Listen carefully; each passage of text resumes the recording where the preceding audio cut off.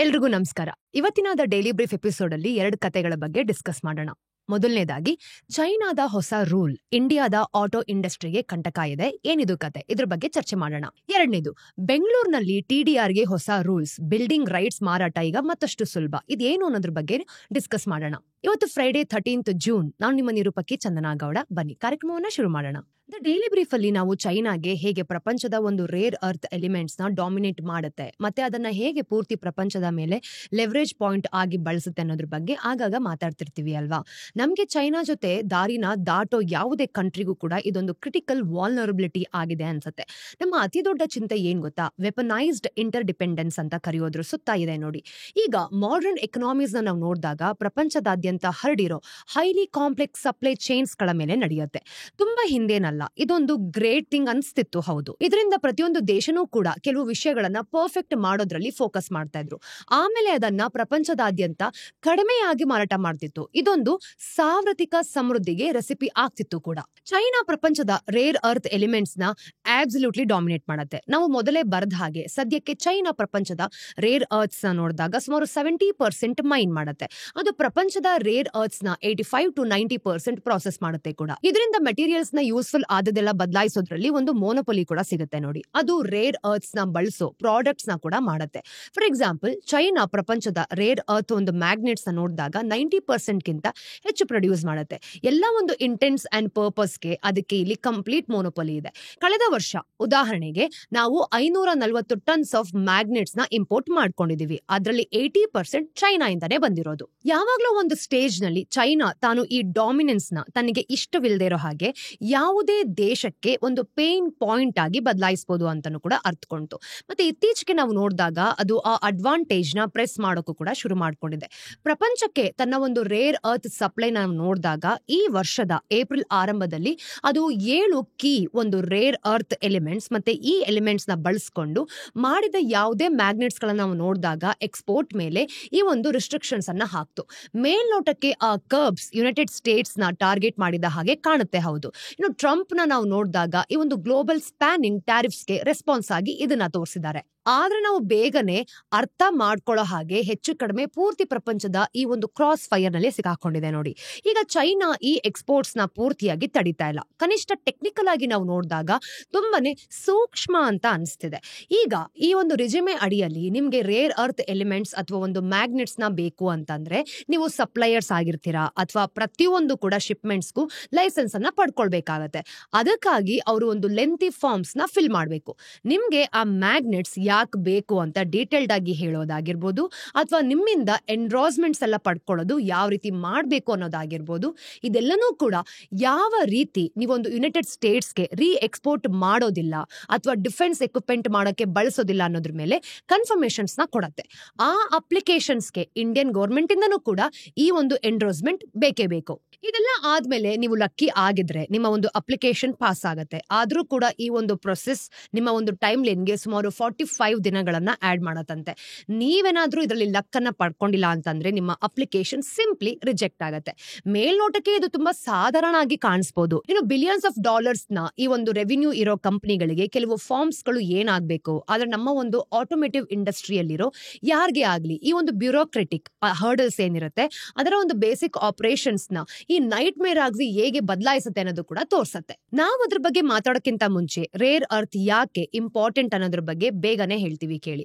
ನೋಡಿ, rare earth elements ನ ಅತ್ಯುತ್ತಮವಾದ ಮ್ಯಾಗ್ನೆಟ್ಸ್ ಗಳನ್ನ ಮಾಡ್ಕೊಡತ್ತೆ. ಇವು ತಮ್ಮ ಒಂದು ಪ್ರಾಪರ್ಟೀಸ್ ನ ಪರ್ಮನೆಂಟ್ ಆಗಿ ಉಳಿಸ್ಕೊಳ್ಳುತ್ತೆ. ಆದ್ರೆ ನೀವೇನಾದ್ರೂ ಐರನ್ ನಿಂದ ಮಾಡಬಹುದಾದ ಯಾವುದಕ್ಕಿಂತಲೂ ಕೂಡ ತುಂಬಾನೇ ಹಗುರವಾಗಿರುತ್ತೆ ಗೊತ್ತಾ. ಈಗ ಈ ಮ್ಯಾಗ್ನೆಟ್ಸ್ ಅನ್ನ ನಾವು ನೋಡಿದಾಗ ಒಂದು ಕಾರ್ ನ ಗ್ಲಾಮರಸ್ ಪಾರ್ಟ್ಸ್ ಗಳೆಲ್ಲ ಹತ್ರನೂ ಕೂಡ ಇರೋದಿಲ್ಲ, ಅತಿ ಎಕ್ಸ್ಪೆನ್ಸಿವ್ ಆಗೂ ಕೂಡ ಇರೋದಿಲ್ಲ. ನಿಜ ಹೇಳ್ಬೇಕು ಅಂತಂದ್ರೆ ಈ ಕ್ರಿಸಿಲ್ ಪ್ರಕಾರ ಅವು ಒಂದು ವೆಹಿಕಲ್ಸ್ ನ ಕಾಸ್ಟ್ ನ ನಾವು ನೋಡಿದಾಗ 5% ಗಿಂತ ಕಡಿಮೆ ಭಾಗವಾಗಿರುತ್ತೆ. ಇದನ್ನ ಒಂದ್ಸಲಿ ಯೋಚನೆ ಮಾಡಿ. ನಮ್ಮ ಒಂದು ಆಟೋಮೊಬೈಲ್ ಇಂಡಸ್ಟ್ರಿ ಕಳೆದ ವರ್ಷ ಕೇವಲ 306 crore ಮೌಲ್ಯದ ಒಂದು ರೇರ್ ಅರ್ತ್ ಮ್ಯಾಗ್ನೆಟ್ಸ್ ಇಂಪೋರ್ಟ್ ಮಾಡ್ಕೊಳ್ತಿತ್ತು ಕೂಡ. ಇನ್ನು ಇಂಡಸ್ಟ್ರಿಯ ಸೈಜ್ಗೆ ನಾವು ಕಂಪೇರ್ ಮಾಡಿದ್ರೆ ಇದೊಂದು ನಾವು ಕಡೆಗಣಿಸಬಹುದಾದ ಮೊತ್ತ ಅಂತ ಅನ್ಸುತ್ತೆ. ಆದ್ರೂ ಕೂಡ ಒಂದ್ ಕಡೆ ಕ್ರೂಷಿಯಲ್ ಆಗಿದೆ.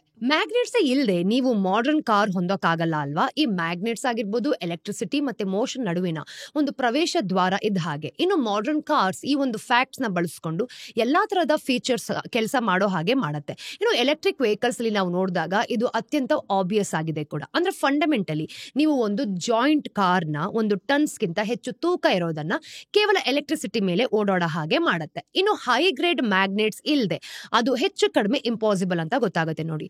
ಆವರೇಜ್ ಎಲೆಕ್ಟ್ರಿಕ್ ಕಾರ್ಗೆ ಸುಮಾರು 1.5 ಇಂದ 2 kilograms of rare earth magnets ಬೇಕೇ ಬೇಕಾಗತ್ತೆ.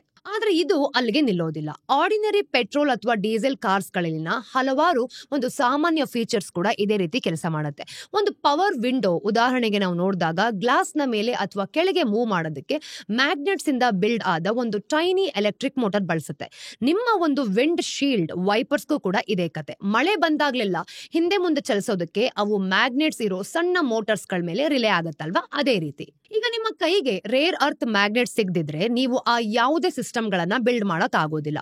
ಮತ್ತೆ ಇದು ಕೇವಲ ಒಂದು ಮ್ಯಾಗ್ನೆಟ್ಸ್ ಗಳ ಕತೆ. ನಾವು ಮಾತಾಡದೆ ಇರೋ ಹಲವು ಯೂಸರ್ಸ್ ಗಳು ಇಲ್ಲಿದೆ ನೋಡಿ. ರೇರ್ ಅರ್ತ್ಸ್ ನಿಮ್ಮ ವೆಹಿಕಲ್ ನಲ್ಲಿ ಎಲ್ಲಾ ತರದ ಒಂದು ನಿಫ್ಟಿ ಟೆಕ್ನಾಲಜೀಸ್ ಗಳನ್ನ ನಡೆಸುತ್ತೆ ಅಲ್ವಾ. ಇನ್ನು ಸ್ಕ್ರೀನ್ಸ್ ಇಂದ ಹಿಡಿದು ಸೆನ್ಸರ್ ನ ತನಕ. ಸೊ ಸಹಜವಾಗಿ ನಾವು ನೋಡಿದಾಗ ಚೈನಾ ಪ್ರಪಂಚದ ರೇರ್ ಅರ್ತ್ ಸಪ್ಲೈ ಮೇಲೆ ತನ್ನ ಹಿಡಿತವನ್ನ ತುಂಬಾ ಸ್ಟ್ರಾಂಗ್ ಆಗಿ ಇಟ್ಕೊಳ್ಳೋ ಹಾಗೆ ಮಾಡುತ್ತೆ. ಇನ್ನು ಪ್ರಪಂಚದಾದ್ಯಂತ ಈ ಒಂದು ಆಟೋಮೇಟಿವ್ ಕಂಪನಿಗಳು ಪ್ಯಾನಿಕ್ ಆಗೋದಕ್ಕೆ ಶುರು ಮಾಡುತ್ತೆ ಕೂಡ. ನಿಮ್ಗೊಂದಿಷ್ಟು ಎಕ್ಸಾಂಪಲ್ಸ್ ಕೊಡೋದಾದ್ರೆ ಇಲ್ಲಿದೆ ನೋಡಿ.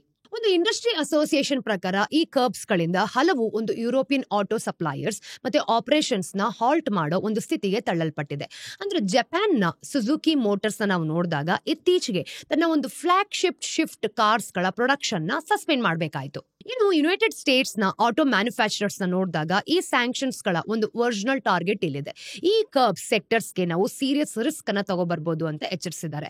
ಆದ್ರೆ ಇತ್ತೀಚೆಗೆ ಡೊನಾಲ್ಡ್ ಟ್ರಂಪ್ ಸಪ್ಲೈಯರ್ಸ್ ನ ನಾವು ನೋಡಿದಾಗ ವಾಪಸ್ ಬರೋದಕ್ಕೆ ಚೈನಾ ಜೊತೆ ಡೀಲ್ ಆಗಿದೆ ಅಂತ ಅನೌನ್ಸ್ ಮಾಡಿದ್ರು. ಮತ್ತೆ ಪ್ರಾಬ್ಲಮ್ ಶುರು ಆಗೋದು ಇಲ್ಲಿಂದ ಅಷ್ಟೇ.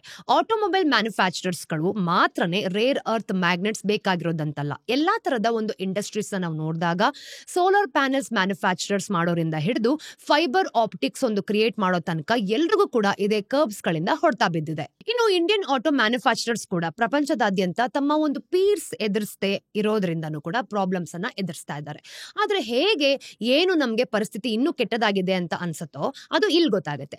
ಇಂಡಿಯನ್ ಮ್ಯಾನುಫ್ಯಾಕ್ಚರರ್ಸ್ ಗಾಗಿರೋ ಒಂದು ರೇರ್ ಅರ್ತ್ ಮ್ಯಾಗ್ನೆಟ್ಸ್ ತುಂಬಿರೋ ಬಾಕ್ಸಸ್ ನಾವು ನೋಡಿದಾಗ ಸದ್ಯಕ್ಕೆ ಚೈನೀಸ್ ಪೋರ್ಟ್ಸ್ ಅಲ್ಲಿ ಸುಮ್ನೆ ಕೂತಿದೆ ಅಂತೆ. ಅವುಗಳ ಒಂದು ರಿಲೀಸ್ ಗಾಗಿ ಹಾಕಿರೋ ಅಪ್ಲಿಕೇಶನ್ಸ್ ಗಳು ಕೂಡ ರಿಜೆಕ್ಟ್ ಆಗ್ತಿದೆ. ಇನ್ನು ಥಿಯರಿ ಪ್ರಕಾರ ನಾವು ನೋಡಿದಾಗ ಭಾರತಕ್ಕೆ ಎಕ್ಸ್ಪೋರ್ಟ್ಸ್ ಬ್ಯಾನ್ ಆಗಿಲ್ಲ. ಇನ್ನು ಸಾಕಷ್ಟು ಕಾಂಪ್ಲೆಕ್ಸ್ ಆದ ಎಕ್ಸ್ಪೋರ್ಟ್ ಪ್ರಾಸೆಸ್ ಕ್ರಿಯೇಟ್ ಮಾಡೋದ್ರಿಂದ ಅವರು ಬ್ಯಾನ್ ತರನೇ ಫೀಲ್ ಆಗೋ ಈ ಒಂದು ಜಾರಿಗೆ ತರುವಂತ ಪ್ರಾಸೆಸ್ ಮಾಡ್ತಿದ್ದಾರೆ.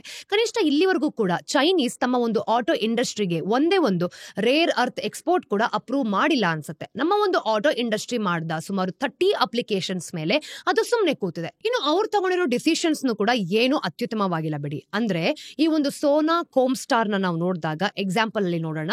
ಲಿಸ್ಟೆಡ್ ಕಂಪನಿ ಮಾರುತಿ ಸುಜುಕಿ ಮತ್ತೆ ಟಿವಿಎಸ್ ಮೋಟರ್ಸ್ ತರದ ಕಂಪನಿಗಳಿಗೆ ಮೋಟರ್ಸ್ ನಂತಹ ಒಂದು ಕೀ ಕಾಂಪೊನೆಂಟ್ಸ್ ನ ಪ್ರೊವೈಡ್ ಮಾಡುತ್ತೆ. ಇನ್ನು ಚೈನೀಸ್ ನ ವಾಸ್ತವವಾಗಿ ನಾವು ನೋಡಿದಾಗ ಡಿಸಿಷನ್ಸ್ ತಗೊಂಡಿದ್ದು ಇವರ ಅಪ್ಲಿಕೇಶನ್ಸ್ ನ ಮೇಲೆನೆ ಮೊದಲು ನಿಂತ್ಕೊಂಡಿರೋದು. ಅದನ್ನು ಕೂಡ ರಿಜೆಕ್ಟ್ ಕೊಟ್ರು. ಇದರಲ್ಲಿ ಕನಿಷ್ಠ ಕೆಲವನ್ನ ನಾವು ನೋಡಿದಾಗ ನಮ್ಮನ್ನೇ ಟಾರ್ಗೆಟ್ ಮಾಡ್ತಿರೋ ಹಾಗೆ ಕಾಣಿಸುತ್ತೆ. ಚೈನಾ ಇಂಡಿಯಾದ ಅಂದ್ರೆ ಈ ಕಂಪನಿಗಳು ಏನೆಲ್ಲ ಇರುತ್ತೆ ಅದನ್ನ ಪ್ರತ್ಯೇಕವಾಗಿ ಇಂಡೈರೆಕ್ಟ್ ಆಗಿ ಗುರಿ ಮಾಡ್ಕೊಳ್ಳುತ್ತೆ ಅಂತ ರಿಪೋರ್ಟ್ ಕೂಡ ಗೊತ್ತಿದೆ. ನೋಡಿ, ನಮ್ಗೆ ಈ ಒಂದು ಮ್ಯಾಗ್ನೆಟ್ಸ್ ಗಳನ್ನ ನಾವು ನೋಡಿದಾಗ ಆಕ್ಸೆಸ್ ಡಿನೇ ಮಾಡ್ತಿದೆ. ಹೌದು, ಚೈನಾ ಬೇರೆ ಯಾರಿಗಾದ್ರೂ ಕೂಡ ಲೈಫ್ ಕನ್ವೀನಿಯಂಟ್ ಮಾಡ್ತಿದೆ ಅಂತಲ್ಲ. ಪ್ರಪಂಚದ ಯಾವುದೇ ಭಾಗದಿಂದ ಬಂದ ಎಲ್ಲ ಅಪ್ಲಿಕೇಶನ್ಸ್ ಗಳ ಪೈಕಿ ನಾವು ನೋಡಿದಾಗ ಕೇವಲ ಕಾಲು ಭಾಗದಷ್ಟು ಮಾತ್ರ ಅಪ್ರೂವ್ ಆದ ಹಾಗೆ ಕಾಣುತ್ತೆ. ಆದ್ರೆ ಇಲ್ಲಿವರೆಗೂ ಕೂಡ ಭಾರತಕ್ಕೆ ವಿಷಯಗಳು ತುಂಬಾ ವಿಶೇಷವಾಗಿ ರಫ್ ಆಗಿದೆ. ಉದಾಹರಣೆಗೆ ಈ ಒಂದು ಎಕನಾಮಿಕ್ ಟೈಮ್ಸ್ ವರದಿ ಪ್ರಕಾರ ಒಂದು ಮೇಜರ್ ಆಟೋ ಮ್ಯಾನುಫ್ಯಾಕ್ಚರ್ ಒಂದು ಇಂಡಿಯನ್ ಯೂನಿಟ್ಗೆ ಈ ಮ್ಯಾಗ್ನೆಟ್ಸ್ ಗಳ ರೆಫ್ಯೂಸ್ ಮಾಡಲಾಗ್ತಿದ್ದು, ಆದ್ರೆ ಅದೇ ಕಂಪನಿಯ ಒಂದು ಯುಎಸ್ ಮತ್ತೆ ಜರ್ಮನಿ ಪ್ಲಾಂಟ್ಸ್ ಗಳಿಗೆ ಬೇಕಾದ ಕ್ಲಿಯರೆನ್ಸ್ ಖಂಡಿತವಾಗ್ಲೂ ಸಿಕ್ಕಿತು. ಇದು ಇದಕ್ಕಿಂತ ಹೆಚ್ಚು ಇನ್ಕನ್ವೀನಿಯಂಟ್ ಸಮಯದಲ್ಲಿ ಬರೋದಕ್ಕೆ ಸಾಧ್ಯ ಇರಲಿಲ್ಲ. ನಾವು ನಿಜವಾಗ್ಲೂ ಕೂಡ ನಾವು ನೋಡಿದಾಗ ರೇರ್ ಅರ್ತ್ ಮ್ಯಾಗ್ನೆಟ್ಸ್ ಗೆ ಡಿಮ್ಯಾಂಡ್ ಅಲ್ಲಿ ಒಂದು ಸ್ಪೈಕ್ ನೋಡ್ತಿದ್ವಿ. ಯಾಕೆ ಅಂತಂದ್ರೆ ನಮ್ಮ ಒಂದು ಆಟೋ ಸೆಕ್ಟರ್ ನ ದೊಡ್ಡ ಭಾಗ ಅಗ್ರೆಸಿವ್ಲಿ ಇವಿ ರೋಲ್ ಔಟ್ಸ್ ಗಳಿಗೆ ಪ್ರಿಪೇರ್ ಆಗ್ತಿತ್ತು ಅಂತ. ಈ ಒಂದು ಹೊಸ ಕಾರ್ ನಾವು ನೋಡಿದಾಗ ಪರ್ಮನೆಂಟ್ ಮ್ಯಾಗ್ನೆಟ್ ಬೇಸ್ಡ್ ಸಿಸ್ಟಮ್ ಮೇಲೆ ಓಡುತ್ತೆ. ಮತ್ತೆ ಇದ್ದಕ್ಕಿದ್ದ ಹಾಗೆ ನಮ್ಗೆ ಈ ಒಂದು ಮ್ಯಾಗ್ನೆಟ್ಸ್ ಶಾರ್ಟೇಜ್ ಆಗು ಕೂಡ ಕಾಣುತ್ತೆ. ಇದು ನಮ್ಮ ಆಟೋಮೇಟಿವ್ ಕಂಪನಿಗಳನ್ನ ತುಂಬಾ ದಿಗ್ಭ್ರಮಣೆಗೊಳಿಸುತ್ತೆ ನೋಡಿ. ಸದ್ಯಕ್ಕೆ ಅವರಲ್ಲಿ ಹಲವಾರು ಪ್ರೊಡಕ್ಷನ್ ಗಳು ಮುಂದುವರ್ಸೋದಕ್ಕೆ ತಮ್ಮ ಒಂದು ಇನ್ವೆಂಟರೀಸ್ ಗಳನ್ನ ಕೆದಕ್ತಾ ಇದ್ದಾರೆ. ಈಗ ಬಜಾಜ್ ಆಟೋದ ಎಕ್ಸಿಕ್ಯೂಟಿವ್ ಡೈರೆಕ್ಟರ್ ರಾಕೇಶ್ ಶರ್ಮಾ ಉದಾಹರಣೆಗೆ ಹೇಳೋದು ಏನ್ ಗೊತ್ತಾ, ನಾವು ಮಾತಾಡ್ತಿರೋ ಹಾಗೆ ಸಪ್ಲೈಸ್ ಮತ್ತೆ ಒಂದು ಸ್ಟಾಕ್ಸ್ ಖಾಲಿ ಆಗ್ತದೆ. ಮತ್ತೆ ರಿಲೀಫ್ ಏನಾದ್ರೂ ಸಿಗದಿದ್ರೆ, ನಮ್ಮ ಒಂದು ಶಿಪ್ಮೆಂಟ್ಸ್ ಏನಿದ್ರೆ ಅದು ಕೂಡ ಬರ್ದಿದ್ರೆ ಜುಲೈ ಪ್ರೊಡಕ್ಷನ್ಗೆ ಗಂಭೀರವಾಗಿ ತೊಂದರೆ ಆಗತ್ತೆ ಅಂತ ಅವ್ರು ಹೇಳ್ತಿರೋದು. ಆ ಇನ್ವೆಂಟ್ರೀಸ್ ನಮ್ಗೆ ತುಂಬಾನೇ ಸಮಯ ಕೊಡೋದಿಲ್ಲ ಬಿಡಿ. ಹೆಚ್ಚಂತಂದ್ರೆ ಸಪ್ಲೈಯರ್ಸ್ ಏನಿರುತ್ತೆ, ಇದು ಖಾಲಿ ಆಗೋದಕ್ಕೆ ಮುಂಚೆ ಈ ಪ್ರಾಬ್ಲಮ್ ಸಾಲ್ವ್ ಮಾಡೋದಕ್ಕೆ ನಮ್ಮ ಹತ್ರ ವಾರಗಳ ಸಮಯ ಇದೆ ಅಷ್ಟೇ.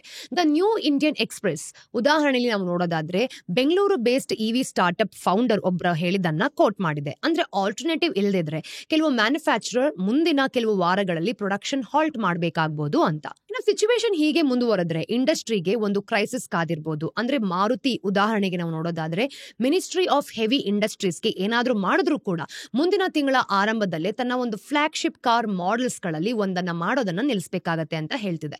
ನೋಡಿ, ಇದನ್ನೆಲ್ಲ ನಾವು ನೋಡಿದಾಗ ಅಂದ್ರೆ ತನ್ನ ಫಸ್ಟ್ ಎವರ್ ಈ ವಿಟಾರದ ಪ್ರೊಡಕ್ಷನ್ ನ ಬುಕಿಂಗ್ಸ್ ಓಪನ್ ಮಾಡಕ್ಕಿಂತ ಮುಂಚೆನೆ ಈ ಒಂದು 2/3 ನಷ್ಟು ಸ್ಲಾಶ್ ಮಾಡಕ್ಕಂತ ಡಿಸೈಡ್ ಮಾಡ್ತಿದೆ.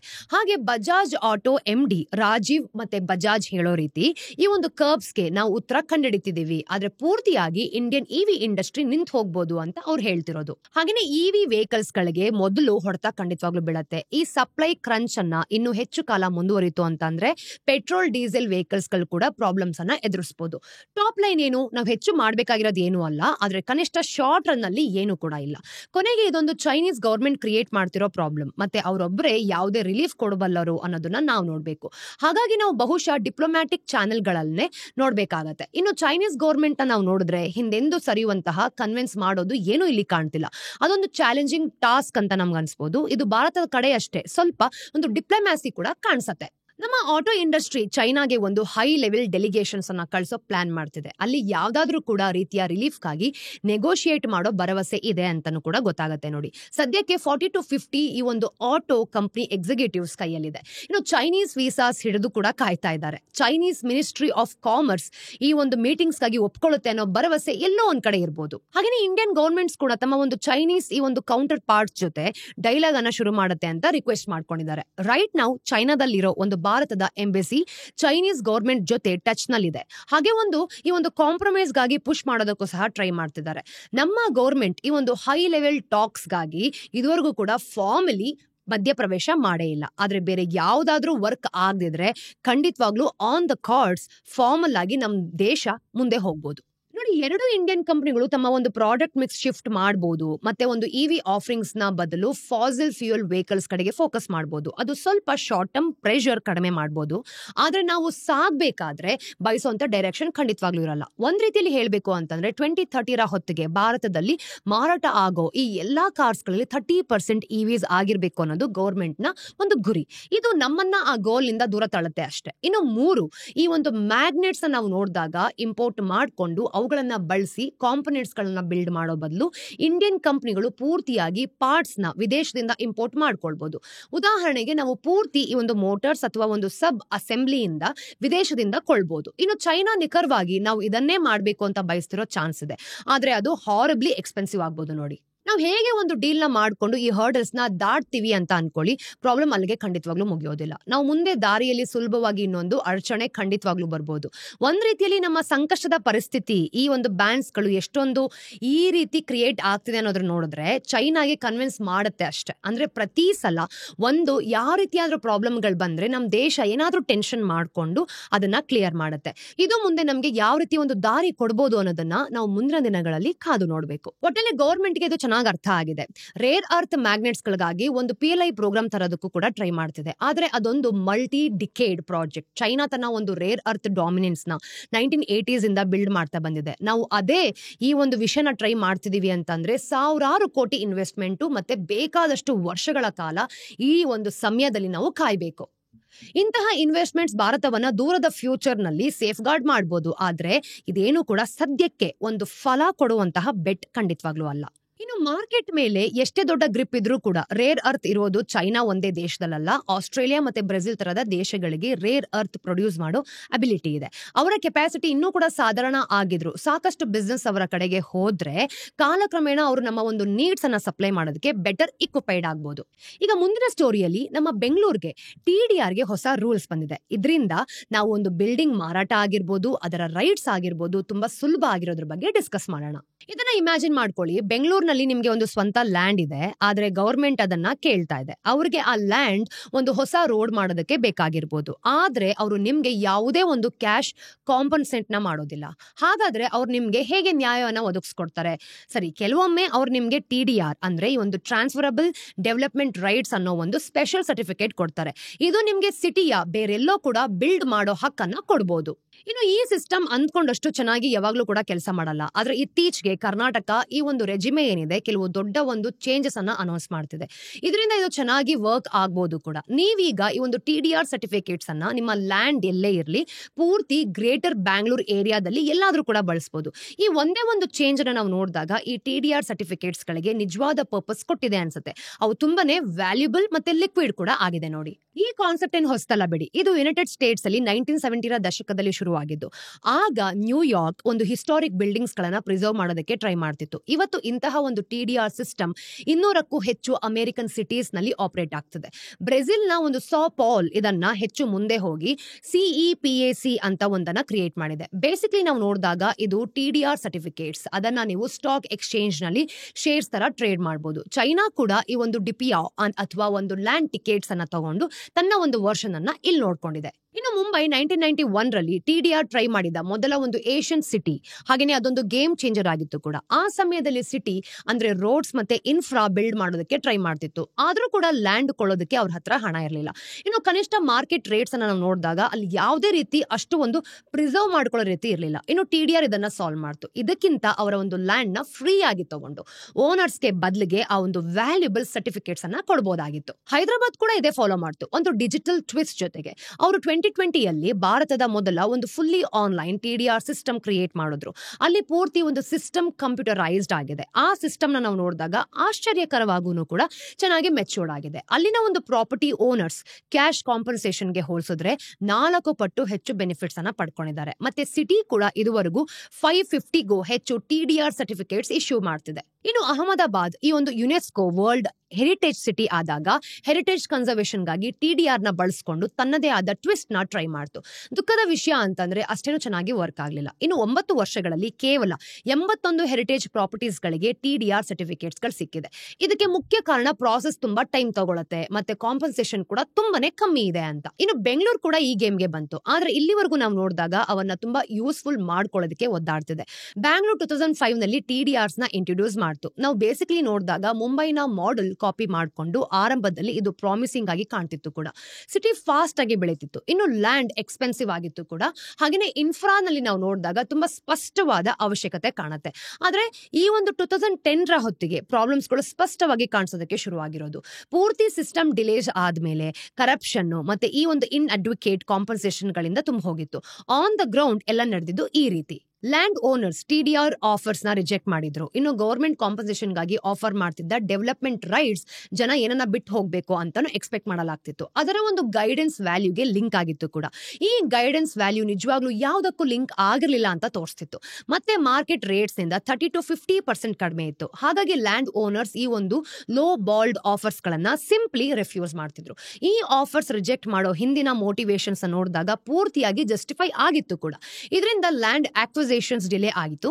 ಇನ್ನು ಡೆವಲಪ್ಮೆಂಟ್ ಗೆ ಬೇಕಾದ ಕ್ರೂಷಿಯಲ್ ಪ್ರಾಜೆಕ್ಟ್ಸ್ ಗಳನ್ನು ಕೂಡ ಸ್ಟಾಲ್ ಮಾಡ್ಕೊಂಡಿದ್ರು. ಇನ್ನು ಜಿಯೋಗ್ರಾಫಿಕ್ ರಿಸ್ಟ್ರಿಕ್ಷನ್ಸ್ ನಾವು ನೋಡಿದಾಗ ಮಾರ್ಕೆಟ್ ಲಿಕ್ವಿಡಿಟಿ ಏನಿದೆ ಅದನ್ನ ಹಾಳು ಮಾಡ್ತಿತ್ತು ಅಂತ ಗೊತ್ತಾಗುತ್ತೆ. ಇನ್ನು ಕರ್ನಾಟಕ ಗವರ್ಮೆಂಟ್ TDRs ಗಳನ್ನ ಸಣ್ಣ ಲೋಕಲ್ ಪ್ಲಾನಿಂಗ್ ಏರಿಯಾಸ್ ಗಳಿಗೆ ರಿಸ್ಟ್ರಿಕ್ಟ್ ಮಾಡ್ತಿತ್ತು. ಅದು ಅವನ್ನ ಜಿಯೋಗ್ರಾಫಿಕಲಿ ಲಾಕ್ ಮಾಡಿದ್ರು ಕೂಡ. ಒಂದು ಏರಿಯಾದ ಸರ್ಟಿಫಿಕೇಟ್ಸ್ ಕೆಲವೇ ಒಂದು ಕಿಲೋಮೀಟರ್ಸ್ ದೂರದ ಇನ್ನೊಂದು ಏರಿಯಾದಲ್ಲಿ ವ್ಯಾಲ್ಯೂನೇ ಇಲ್ದಿಂದಾಯ್ತು.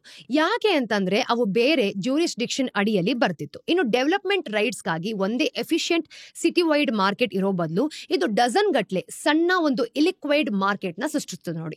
ಈ ಹೆಚ್ಚಿನ ಏರಿಯಾಸ್ ಗಳಲ್ಲಿ ನಾವು ನೋಡಿದಾಗ ಎಕ್ಸ್ಟ್ರಾ FSI ಗೆ ಡಿಮ್ಯಾಂಡ್ ಇರಲಿಲ್ಲ. ಇದರಿಂದ TDR ಸರ್ಟಿಫಿಕೇಟ್ಸ್ ವರ್ತ್ಲೆಸ್ ಪೇಪರ್ ಆಯ್ತು.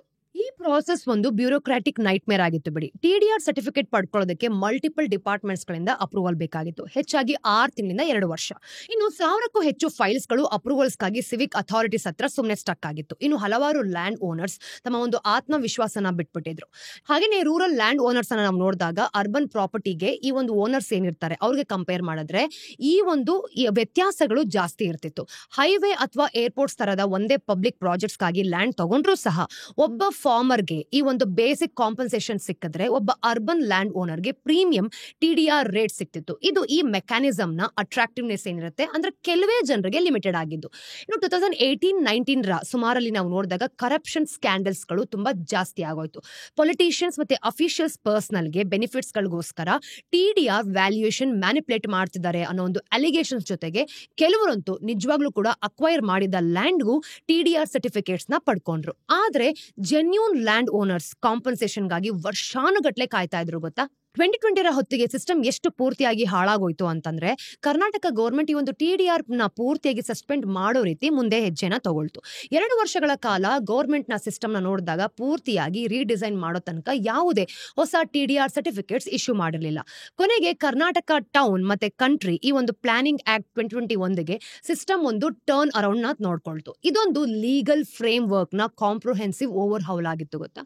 ಬೇಸಿಕ್ಲಿ ಈ ಲಾ ನ ನಾವು ನೋಡಿದಾಗ ಗೌರ್ಮೆಂಟ್ TDR ನ ಕೇವಲ ನಿಮ್ಮ ಇಮಿಡಿಯೇಟ್ ಲೋಕಲ್ ಏರಿಯಾದಲ್ಲಷ್ಟೇ ಮಾತ್ರ ಅಲ್ಲ, ತಮಗೆ ಬೇಕಾದಲ್ಲಿ ಬಳಸೋದಕ್ಕೂ ಸಹ ಟ್ರೈ ಮಾಡಬಹುದು ಅಂತ ಅಲೋ ಮಾಡಕ್ಕೆ ಹೇಳ್ತು.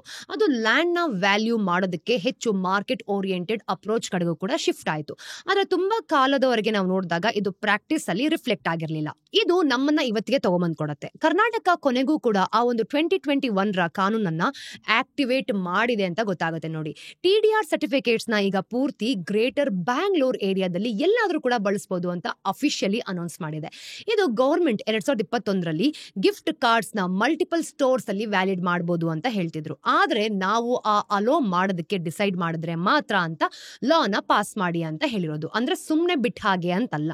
ಈಗ ಅವ್ರು ಕೊನೆಗೂ ಕೂಡ ಎಲ್ಲಾ ಗಿಫ್ಟ್ ಕಾರ್ಡ್ಸ್ ನ ಈಗ ಪೂರ್ತಿ ಸಿಟಿಯೊಂದಿಗೆ ಪ್ರತಿಯೊಂದು ಸ್ಟೋರ್ ನಲ್ಲೂ ವರ್ಕ್ ಆಗುತ್ತೆ ಅಂತ ಹೇಳಿದ್ದಾರೆ. ಇನ್ನು ಲೀಗಲ್ ಫ್ರೇಮ್ ವರ್ಕ್ ಅಂತೂ ಬಂದಿದೆ. ಆದ್ರೆ ಅದನ್ನ ಸಿಟಿ ವೈಡ್ ಆಗಿ ವರ್ಕ್ ಆಗೋ ಹಾಗೆ ಎಲ್ಲಾ ಕಡೆ ಸ್ವಿಚ್ ಅನ್ನ ಮಾಡ್ತಾರ ಅನ್ನೋದನ್ನ ನಾವು ಕೂಡ ನೋಡ್ಬೇಕು.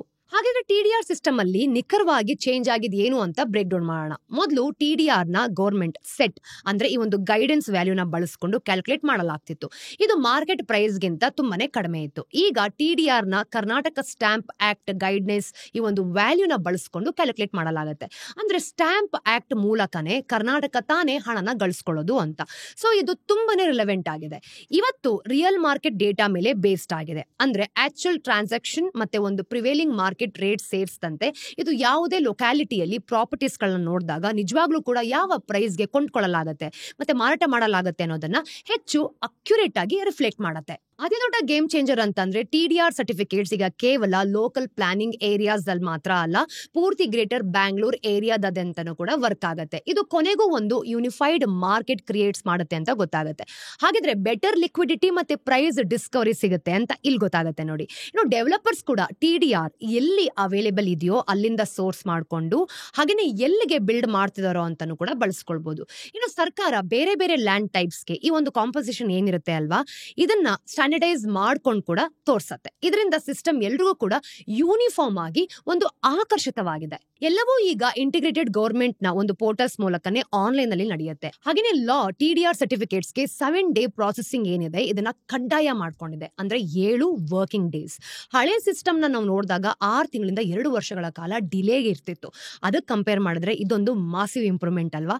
ಅಪ್ಲಿಕೇಶನ್ಸ್ ನ ರಿಯಲ್ ಟೈಮ್ ಅಲ್ಲಿ ಟ್ರ್ಯಾಕ್ ಮಾಡಲಾಗುತ್ತೆ. ಇನ್ನು ವ್ಯಾಲ್ಯೂಯೇಷನ್ಸ್ ನಾವು ನೋಡಿದಾಗ ಗೌರ್ಮೆಂಟ್ ಡೇಟಾ ಬೇಸ್ ಆಧಾರದ ಮೇಲೆ ಆಟೋಮೇಟೆಡ್ ಆಗಿರುತ್ತೆ. ಮತ್ತೆ ಸರ್ಟಿಫಿಕೇಟ್ಸ್ ಕೂಡ ಎಲೆಕ್ಟ್ರಾನಿಕಲಿ ಇಶ್ಯೂ ಮಾಡಲಾಗುತ್ತೆ. ಇಷ್ಟೆಲ್ಲ ಡಿಜಿಟಲಿ ನಡೆಯೋದ್ರಿಂದ ಕರಪ್ಷನ್ಗೆ ಆಪರ್ಚುನಿಟೀಸ್ ಕಡಿಮೆ ಖಂಡಿತವಾಗಿರುತ್ತೆ ಅಂತ ನಾವು ಒಂದು ಹೋಪ್ ಇಟ್ಕೊಳ್ಬಹುದು.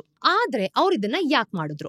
ಬ್ಯಾಂಗ್ಳೂರ್ ಪ್ಯಾಲೇಸ್ ಬಹುಶಃ ಸಿಟಿಯ ಒಂದು ರೆಸ್ಕ್ಯೂಗೆ ಬಂದಿರಬಹುದಾ? 1996 ನಾವು ನೋಡಿದಾಗ Karnataka government Bangalore palace act ಜಾರಿಗೆ ತಗೊಂಡ್ಬಂದ್ಕೊಟ್ಟು 472 ಎಕರೆ ಏನಿದೆ ಇದೊಂದು ಪ್ಯಾಲೇಸ್ ಗ್ರೌಂಡ್ ನ ಅಕ್ವೈರ್ ಮಾಡೋದಕ್ಕೆ ಹೊರಟಿತ್ತು.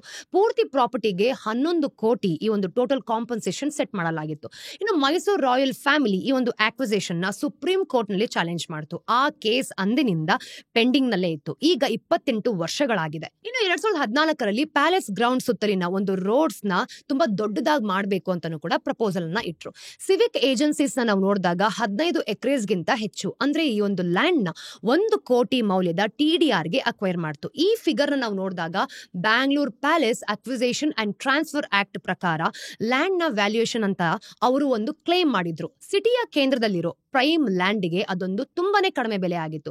ಈ ಎಲ್ಲಾ ಪ್ರಾಸೆಸ್ ನಡುವೆ ನಾವು ನೋಡಿದಾಗ ಆ ಒಂದು ಲೀಗಲ್ ಬ್ಯಾಟಲ್ ಮತ್ತೆ ಇನ್ನಷ್ಟು ವರ್ಷ ಮುಂದೂಡ್ತು. ದಶಕಗಳ ನಂತರ ಅಂದ್ರೆ ಈ ಕೇಸ್ ಕೊನೆಗೂ ಕೂಡ ಡಿಸೆಂಬರ್ 2024ರಲ್ಲಿ ತನ್ನ ವರ್ಡಿಕ್ಟ್ ಏನಿದೆ ಅದಕ್ಕೆ ಬಂದಿರೋದು. ಅಂದ್ರೆ ಕೋರ್ಟ್ಗೆ ಕರ್ನಾಟಕ ಗೌರ್ಮೆಂಟ್ ಅಲ್ಲಿ ನಾವು ನೋಡಿದಾಗ ಈ ಆಕ್ವಿಸಿಷನ್ಸ್ ಗಳಿಗಾಗಿ ರಾಯಲ್ ಫ್ಯಾಮಿಲಿಗೆ 3,014 ಕೋಟಿ ಮೌಲ್ಯದ TDR ಸರ್ಟಿಫಿಕೇಟ್ಸ್ ಕೊಡಬೇಕು ಅಂತ ಡೈರೆಕ್ಟ್ ಮಾಡ್ತು. ಇದು ಅವರು ಮೊದಲು ಕೊಡೋದಕ್ಕೆ ಪ್ರಯತ್ನಿಸಿದ 1 ಕೋಟಿಗಿಂತ ಅಸಾಧಾರಣವಾದ ಹೆಚ್ಚು ಪ್ರಯತ್ನ ಅಂತ ಹೇಳ್ಬೋದು. ಕಳೆದ ತಿಂಗಳು ಕಾಂಪನ್ಸೇಷನ್ ನಾವು ನೋಡಿದಾಗ ಇನ್ನೂ ಹೆಚ್ಚಿನ ಡಿಲೇಸ್ ನ ಅಡ್ರೆಸ್ ಮಾಡ್ತು. ಅವರು ಅದನ್ನ ಇನ್ನೂ ಹೆಚ್ಚಿಸಿಕೊಂಡು 3,400 ಕೋಟಿ ಅಂತ ಹೆಚ್ಚು ಮೌಲ್ಯದ TDR ಸರ್ಟಿಫಿಕೇಟ್ಸ್ ನ ಕೊಡ್ಲೇಬೇಕು ಅಂತ ಹೇಳಿದ್ರು. ಇದು ಇಂಡಿಯನ್ ಹಿಸ್ಟ್ರಿಯಲ್ಲಿ ಅತಿ ದೊಡ್ಡ TDR ಅವಾರ್ಡ್ಸ್ ಗಳಲ್ಲಿ ಒಂದು. ಮೈಸೂರು ರಾಯಲ್ ಫ್ಯಾಮಿಲಿಗೆ ನ್ಯಾಯ ಒದಗಿಸೋದ್ರ ಜೊತೆಗೆ ಈ ಒಂದು ಕೇಸ್ 2 ಇಂಪಾರ್ಟೆಂಟ್ ಪ್ರಿನ್ಸಿಪಲ್ ಗಳನ್ನ ಸ್ಥಾಪಿಸಿತು. ಒಂದು, ಕೋರ್ಟ್ಸ್ ಅಲ್ಲಿ ನಾವು ನೋಡಿದಾಗ ಬಿಲೋ ಮಾರ್ಕೆಟ್ ಕಾಂಪನ್ಸೇಷನ್ ಗಳನ್ನ ಅಕ್ಸೆಪ್ಟ್ ಮಾಡೋದೇ ಇಲ್ಲ. ಇನ್ನು TDR ಫೇರ್ ಆಗಿ ಮಾರ್ಕೆಟ್ ರೇಟ್ ಅಲ್ಲಿ ಇರುತ್ತೆ. ಮತ್ತೆ ಈ ಒಂದು ಪ್ರಾಪರ್ಲಿ ಸ್ಟ್ರಕ್ಚರ್ಡ್ ಆಗಿದ್ರೆ, ಹಾಗೆ ಒಂದು ಕಾನ್ಸ್ಟಿಟ್ಯೂಷನ್ ನಾವು ನೋಡ್ತಿದೀವಿ ಅಂತಂದ್ರೆ ವ್ಯಾಲಿಡ್ ಕಾಂಪನ್ಸೇಷನ್ ಆಗತ್ತೆ ಅಂತ ಅವ್ರು ಹೇಳಿರೋದು. ಇನ್ನು ಸುಪ್ರೀಂ ಕೋರ್ಟ್ ಈ ಒಂದು ಗವರ್ಮೆಂಟ್ ನ ಸ್ವಂತ ಒಂದು ಈ ಒಂದು ರೇಟ್ಸ್ ಗಳನ್ನ ನಾವು ನೋಡಿದಾಗ ಕರ್ನಾಟಕ ಸ್ಟಾಂಪ್ ಆಕ್ಟ್ ಗೈಡ್ನೆನ್ಸ್ ನ ವ್ಯಾಲ್ಯೂ ಬಳಸ್ಕೊಂಡಿದೆ. ಇನ್ನು ಈ ಕೇಸ್ ಗವರ್ಮೆಂಟ್ ಸರ್ಕಲ್ಸ್ ಗಳಲ್ಲಿ ಒಂದು ಶಾಕ್ ಅನ್ನು ತಗೊಂಡ್ಕೊಟ್ಟಿದೆ ನೋಡಿ. ಗವರ್ಮೆಂಟ್ಸ್ ಈ ಒಂದು ಚಾಲೆಂಜ್ ಅನ್ನ ಮಾಡಿದ್ರೂ ಸಹ ಕೋರ್ಟ್ ಈ ಒಂದು ಫೇರ್ ಕಾಂಪನ್ಸೇಷನ್ ಪ್ರಿನ್ಸಿಪ್ ಗಳನ್ನ ಎನ್ಫೋರ್ಸ್ ಮಾಡುತ್ತೆ ಅಂತ ತೋರಿಸಿದೆ. ಬೈ ದ ವೇ, ಈ ಒಂದು ಕರ್ನಾಟಕ ಗವರ್ಮೆಂಟ್ ಇನ್ನೂ ಅದನ್ನ ಚಾಲೆಂಜ್ ಮಾಡ್ತಾನೆ ಇದೆ. ಅವರು ಅಂತ್ಯವಿಲ್ಲದೆ ಇರೋ ಹಾಗೆ ಈ ಒಂದು ಅಡೆತಡೆಗಳನ್ನ ಎದುರಿಸಬಹುದು. ಅಂದ್ರೆ ಅವರು ಏನಾದ್ರೂ ಕೂಡ ಬದಲಾಯಿಸಲೇಬೇಕಾಗತ್ತೆ. ಇದರಿಂದ ಬ್ಯಾಂಗ್ಳೂರ್ನ ಪ್ರಸಿದ್ಧ ಈ ಒಂದು ಇನ್ಫ್ರಾಸ್ಟ್ರಕ್ಚರ್ ಪ್ರಾಬ್ಲಮ್ಸ್ ತಕ್ಷಣವೇ ಸಾಲ್ವ್ ಆಗುತ್ತಾ ಅಥವಾ ಇನ್ನೂ ಉಸಿರು ಹಿಡಿದಿಟ್ಕೊಂಡು ಕುತ್ಕೋಬೇಕಾ? ಆದ್ರೆ ಕರ್ನಾಟಕದ TDR ರಿಫಾರ್ಮ್ಸ್ ಕೇವಲ ಒಂದು ಪಾಲಿಸಿ ಚೇಂಜ್ ಗಿಂತ ದೊಡ್ಡದಾದನ್ನೇ ಪ್ರತಿನಿಧಿಸ್ತಾ ಇದೆ. ಹಾಗೇನೆ ಪ್ರಾಪರ್ಟಿ ರೈಟ್ಸ್ ಆಗಿರ್ಬೋದು, ಅರ್ಬನ್ ಡೆವಲಪ್ಮೆಂಟ್ ಬಗ್ಗೆ ಯೋಚಿಸ್ತಿರೋ ರೀತಿಯಲ್ಲಿ ಒಂದು ಫಂಡಮೆಂಟಲ್ ಶಿಫ್ಟ್ಸ್ ಗಳನ್ನು ಕೂಡ ಸೂಚಿಸುತ್ತೆ. ಇನ್ನು ಲ್ಯಾಂಡ್ ಆಕ್ವಿಸಿಷನ್ ನಾವು ನೋಡಿದಾಗ ಸಿಟಿಸನ್ ಗಳಿಗಿಂತ ಲ್ಯಾಂಡ್ ಕಿತ್ಕೊಳ್ಳೋ ಈ ಒಂದು ಗವರ್ಮೆಂಟ್ ಆಗಿ ನೋಡೋ ಬದಲು ನಾವು ತಕ್ಕಡಿಯನ್ನ ಸಮಾನವಾಗಿ ನೋಡ್ಬೋದಾ, ಮತ್ತೆ ಮಾರ್ಕೆಟ್ಸ್ ಒಳಗಡೆ ಬರುವಂತಹ ದಾರಿಗಳನ್ನ ಹೇಗೆ ಹುಡುಕ್ಬೋದು ಅನ್ನೋದು ಇಲ್ಲಿ ಗೊತ್ತಾಗುತ್ತೆ. ಇಲ್ಲಿ ಸರ್ಕಾರ ಮಾತ್ರ ದುಡ್ಡು ಮಾಡ್ಕೊಳ್ತಿಲ್ಲ, ಅದ್ರ ಬದಲು ಒಂದು ವ್ಯಾಲ್ಯೂನ ಅನ್ಲಾಕ್ ಮಾಡ್ತಿದೆ. ಅದ್ರ ಜೊತೆಗೆ ಪಾರ್ಟ್ನರ್ಶಿಪ್ ಅನ್ನು ಕೂಡ ಕ್ರಿಯೇಟ್ ಮಾಡ್ತಿದೀವಿ. ಇನ್ನು ಬೆಂಗಳೂರಲ್ಲಿ ಬದುಕುವಂತಹ ಎಲ್ಲಾ ಒಂದು ರೆಸಿಡೆಂಟ್ಸ್ ಗಳು ಏನಿರ್ತಾರೆ ಅವ್ರಿಗೊಂದು ಸುಂದರ ಸಿಟಿನ ನಾವೊಂದು ಕ್ರಿಯೇಟ್ ಮಾಡಿ ಕೊಡ್ತಿದೀವಿ. ಈ ಸಿಸ್ಟಮ್ ಹೀಗೆ ಆಗೋದ್ರಿಂದ, ವರ್ಕ್ ಮಾಡೋದ್ರಿಂದ ನಮ್ಗೆ ಇನ್ನೂ ಕೂಡ ಹೋಪ್ಸ್ ಗಳು ಜಾಸ್ತಿ ಆಗತ್ತೆ. ಹಾಗೇನೆ ಇದೆಲ್ಲನೂ ಯಾವ ರೀತಿ ವರ್ಕ್ ಆಗ್ಬೋದು ಅನ್ನೋದನ್ನ ನಾವು ಮುಂದಿನ ದಿನಗಳಲ್ಲಿ ಕಾದು ನೋಡೋಣ. ಸ್ನೇಹಿತರೆ, ಇವತ್ತಿನ ಟಿಡ್ಬಿಟ್ಸ್ ಏನು ಅಂತ ನೋಡ್ಕೊಂಬರೋಣ. ನಂಬರ್ 1, ಭಾರತ ಈ ತಿಂಗಳು ಅಂದ್ರೆ June 2025ಕ್ಕೆ record food grain inventories ಏನಿದೆ ಇದರೊಂದಿಗೆ ಕಾಲಿಟ್ಟಿದೆ. ಹಾಗೆಯೇ ರೈಸ್ ಮತ್ತೆ ವೀಟ್ ಸ್ಟಾಕ್ಸ್ ನಾವು ನೋಡಿದಾಗ ಅಫಿಷಿಯಲ್ ಬಫರ್ ನಾರ್ಮ್ಸ್ ಗಿಂತ ತುಂಬಾನೇ ಹೆಚ್ಚಾಗಿದೆ. ಇನ್ನು ರೈಸ್ ಸ್ಟಾಕ್ಸ್ ಈ ಒಂದು ಪ್ಯಾಡಿ ಸೇರ್ಕೊಂಡು all time high 59.5 million metric tons ಇಂದ ತಲುಪಿರೋದು. ಇದು ಇಯರ್ ಆನ್ ಇಯರ್ 18% ಹೆಚ್ಚಳ. ಮತ್ತೆ ಜುಲೈ 1ರಿಂದ ಈ ಒಂದು ಬಫರ್ ನಾರ್ಮ್ ಆದ 13.5 ಮಿಲಿಯನ್ ಟನ್ಸ್ ಗಿಂತ ದೊಡ್ಡ ಅಂತರದಿಂದ ಹೆಚ್ಚಿಕೊಂಡಿದೆ.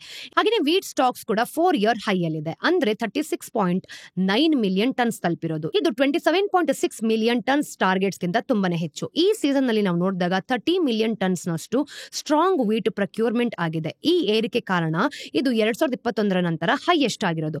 ಪ್ರಪಂಚದ ಟಾಪ್ ರೈಸ್ ಎಕ್ಸ್ಪೋರ್ಟರ್ ಆದ ಭಾರತ ಈ ವರ್ಷ ಈ ಒಂದು ಮಾರ್ಚ್ 2025ರಲ್ಲಿ ತನ್ನ ಒಂದು ಫೈನಲ್ ರೈಸ್ ಎಕ್ಸ್ಪೋರ್ಟ್ ರಿಸ್ಟ್ರಿಕ್ಷನ್ಸ್ ಗಳನ್ನ ತೆಗೆದು ಹಾಕಿದ ನಂತರ ಈ ಬೆಳವಣಿಗೆ ಆಗಿದೆ. ಇನ್ನು ಅಕ್ಟೋಬರ್ ನಲ್ಲಿ ತನ್ನ ಒಂದು ಹೊಸ ಪ್ರೊಕ್ಯೂರ್ಮೆಂಟ್ ಸೈಕಲ್ ಶುರುವಾಗಿರೋದ್ರಿಂದ ಸ್ಟಾಕ್ ಲೆವೆಲ್ಸ್ ಹೀಗೇನೆ ಹೆಚ್ಚಾಗ್ತಿದ್ರೆ ಸ್ಟೋರೇಜ್ ಮತ್ತೆ ಡಿಸ್ಟ್ರಿಬ್ಯೂಷನ್ ಈ ಒಂದು ಕೆಪಾಸಿಟೀಸ್ ಮೇಲೆ ಪ್ರೆಷರ್ ಹೆಚ್ಚಾಗಬಹುದು.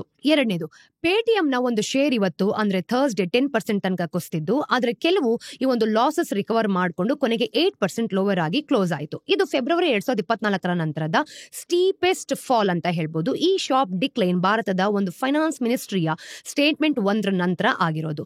ಆ ಸ್ಟೇಟ್ಮೆಂಟ್ ಈ ಒಂದು UPI ಟ್ರಾನ್ಸಾಕ್ಷನ್ಸ್ ಮೇಲೆ ಫೀಸ್ ಅನ್ನ ಇಂಟ್ರೊಡ್ಯೂಸ್ ಮಾಡಲಾಗುತ್ತೆ ಅನ್ನೋ ಒಂದು ರೀಸೆಂಟ್ ರಿಪೋರ್ಟ್ಸ್ ನ ಫಾಲ್ಸ್ ಅಂಡ್ ಬೇಸ್ಲೆಸ್ ಅಂತ ಹೇಳಿದೆ. ಸದ್ಯಕ್ಕೆ UPI ಪೇಮೆಂಟ್ಸ್ ಒಂದು ಯೂಸರ್ಸ್ ಗೆ ಫ್ರೀ ಆಗಿದೆ. ಆದ್ರೆ ಈ ಒಂದು ಮರ್ಚೆಂಟ್ಸ್ ನೋಡಿದಾಗ ಬ್ಯಾಂಕ್ಸ್ ಅಥವಾ ಪೇಟಿಎಂ ತರದ ಒಂದು ಸರ್ವಿಸ್ ಪ್ರೊವೈಡರ್ಸ್ ಗೆ ಫೀಸ್ ಅನ್ನ ಪೇ ಮಾಡ್ತಿದ್ದಾರೆ.